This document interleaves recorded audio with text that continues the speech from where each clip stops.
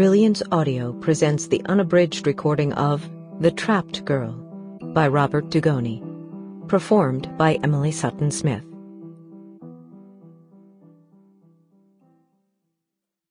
To Dr. Joe Doucette, words can't describe how grateful I am for your time, expertise, and guidance.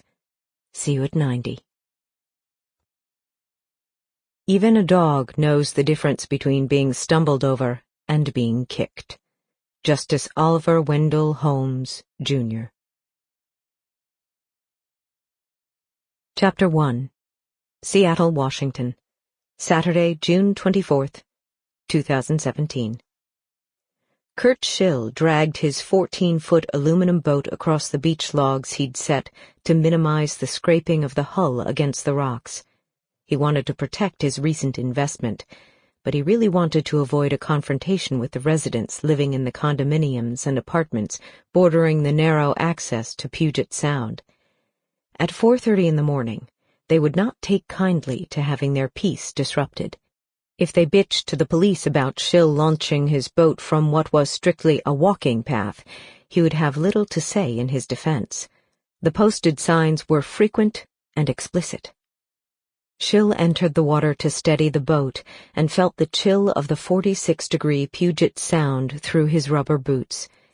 He gave the boat a shove and leapt in, banging his knee hard, the boat rocking and rolling until he'd adjusted his weight on the center seat. The V-shaped hull felt more stable than his fiberglass boat, which was difficult to maneuver when the water got rough. He'd have to wait until he got a bit farther away before he fired up the 6-horsepower Honda engine and got the real feel. He slid the wooden oars into the rowlocks and rowed from shore, silent but for the splash of the blades and the click of the oarlock with each stroke. The aluminum hull glided across the pitch-black waters. One more thing he was digging about the new rig. He'd saved his money and bought it off a guy on Craigslist for $2,000, boat and trailer.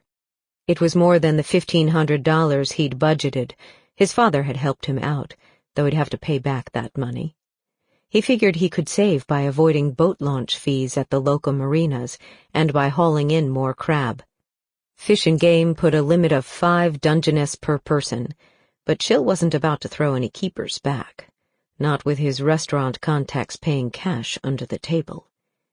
He rowed in the direction of Blake Island, a black hump rising. Sample complete. Ready to continue?